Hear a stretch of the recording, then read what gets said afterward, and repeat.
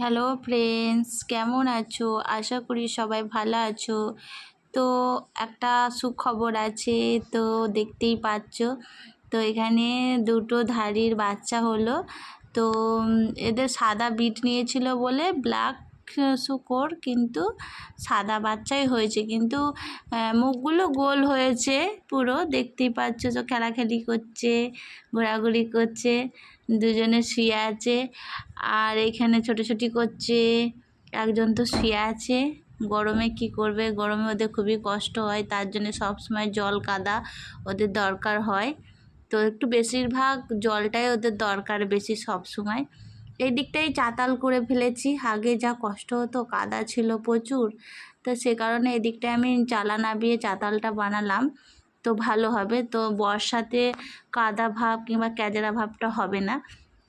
তো যাই হোক, মোটামুটি একটা কাজ এগাতে পারলাম এদেরকে পালন করার পর। তো এদেরও ভালো হলো। তো এখানে খাবার জায়গাও করে দিয়েছি, চান করার জায়গাও করে দিয়েছি। হ্যাঁ, কোনো সমস্যা হয় না। তো বাচ্চাগুলো ঘোরাঘুরি করছে, এখনও খেতে শেখেনি।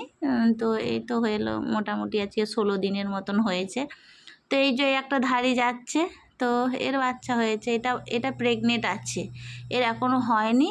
তো আজকালের মধ্যেই হবে। তো কি করবে জানি না গো, তো ভীষণ ভারী হয়ে আছে।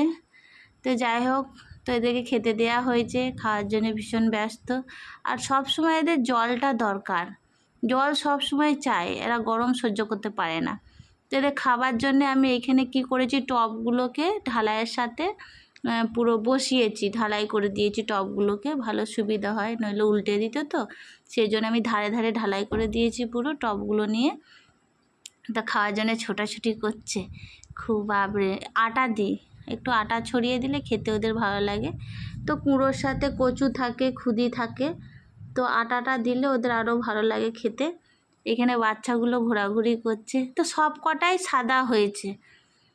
তো এখানে এই যে সাদাটা ছিল, ওই সাদা বিট দিয়েই সাদা হয়েছে, ওই জন্য সাদা বিট দেওয়া হয়েছিল। তো এই যে পাঁটাটা এই যে দেখতে পাচ্ছ, এই জন্যই সাদাগুলো মানে সাদাই হয়েছে।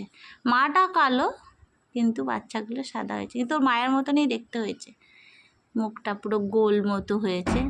বাবার মুখটা কিন্তু ছুঁচা ছিল, রঙটা সাদা, কিন্তু ওর বাবার রঙটা নিয়েছে, কিন্তু ফেসটা ওর মায়ের মতন হয়েছে, গোল পাড়া।